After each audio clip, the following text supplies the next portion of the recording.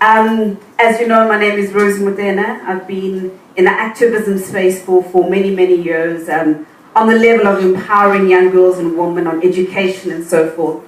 And as much as that is very, very important for the female agenda, I want to look at three other elements and three other messages which I want to share with you today, which I believe will also aid in bringing an end to a lot of our patriarchal and sexist societies, messages and beliefs that we all have. And the first message I'd like to give to you today is about self-love. You know, we live in a world where there's instant gratification. Society is telling us how we're supposed to dress, what we're supposed to say, how we're supposed to feel, what type of mothers we need to be, when we need to work, how we're supposed to smell and all of that. And on top of that, some of us are mothers, so we also need to be nurturers. We've got to give love. We've got to wake up at all hours of the morning, looking after our family, looking after our husbands and so forth. And for so long, we've never ever been taught about self-love. And self-love, when I was growing up and I was told about self-love, I always thought, well, it's a very egotistical type of thing, and it's very, very selfish just to be thinking about yourself. But if you don't have love, and you don't believe in the love that you have for yourself, how are you going to be passing it on to the next person? And it's not just about, okay, well, I love myself, I'm powerful, let me get into my shoes and go to work. No. It's looking yourself in the mirror, believing that you're beautiful. Mezabati, she knew she was beautiful. She knows that she's beautiful. Loving our skin.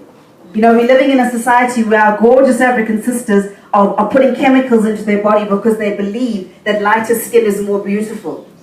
Loving our hair. For us, some of us, loving our head. Loving who we are. Loving the roles that we're playing in society. But more importantly, loving our vaginas. Yeah. And I say that word with power. Vagina. For so many years, I mean, a couple of years ago when my day job is I used to be an actress, but when I started out with my activism and I was in Eve Ensler's play, The Vagina Monologues, and I remember being interviewed by a very well-known radio presenter, and he said to me, he was like, well, this is Rosie Motene, and she's going to be doing the monologues. And I was like, no, you can say vagina. And he was like, but why are you getting involved in something that's so vulgar? And I said to him, I was like, your mother has a vagina. More than likely you came from that vagina. So you're telling me that you and your mother are vulgar. The conversation and the interview ended right there. So moving on to loving our vaginas is that because of this message that society has put on us on the negative attributes that are linked to our vagina, these thoughts have been transcended into menstrual cycles. The philosophy and the belief that when a woman is on her cycle, she's dirty. In some societies, women aren't allowed into the kitchen. They aren't allowed to touch food. It's led to those beliefs that when it comes to vaginas and menstrual cycles, it's a taboo. Let's not talk about it. Leading it up into the epidemic that we have today, that young girls are missing school, being cut out of education. Education is not a luxury, it's a right. Not being allowed to go to school because they can't afford the necessary sanitary wear. And where did it all stem from? Our lack of love for what we have and what we can achieve. You know, people. I grew up in that society of yes, menstrual cycle needs to be left alone and not spoken about in taboo and so forth. And as we grow older, I've learned to love myself and learned to understand the power that lies not only in me and in my vagina, but that menstrual cycle every month is a reminder that we have the ability to create life. That God gave us the womb to create life. So why are we pushing that down? Why are we not celebrating in that? Moving on to my second message that I'd like to send out is, as we learn for self-love, something that as women, and especially women in the professional space, we haven't been taught how to forgive ourselves. Look at yourself in the mirror every day and say, you know what?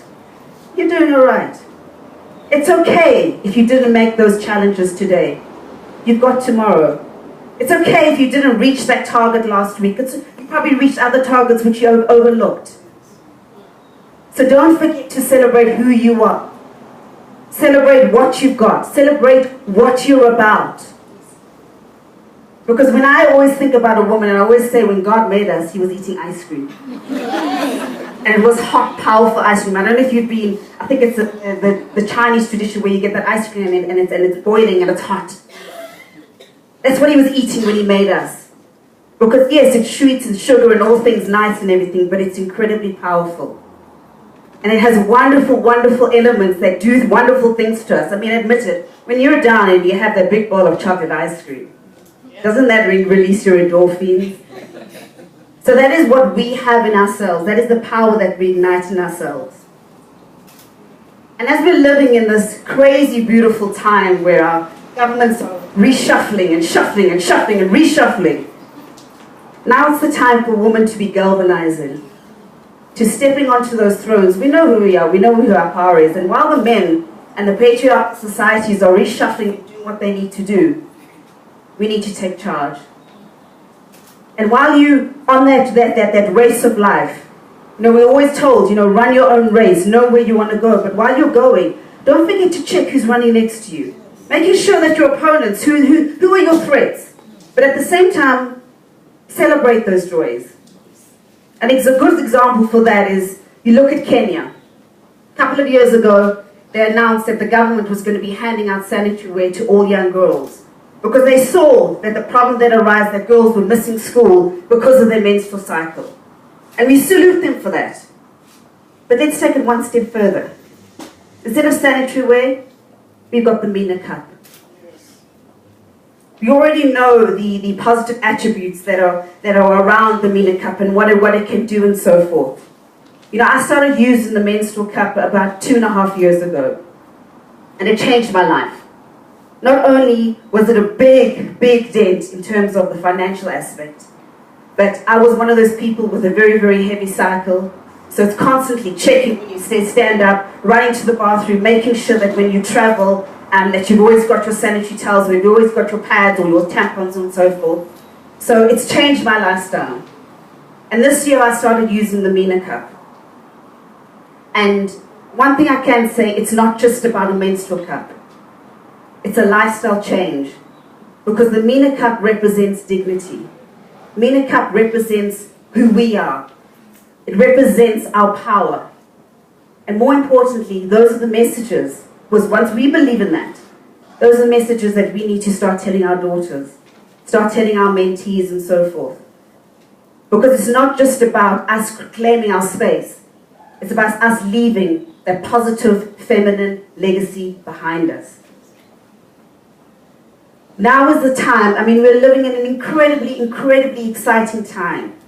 It's not only great to be African, but it's even more powerful being an African woman.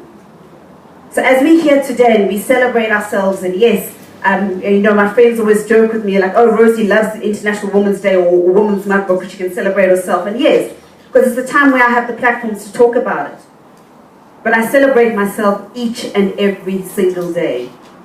And we all need to be doing that.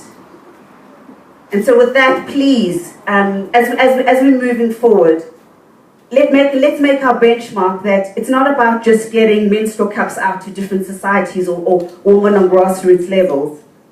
Let's get the Mina cup to all 4 corners of our country, and then we can start the continent. But let's start with what we have here and the resources we have here. And it's not just about a corporate device. It's about a lifestyle, and it's instilling dignity. And with that, I'd like to say thank you very much.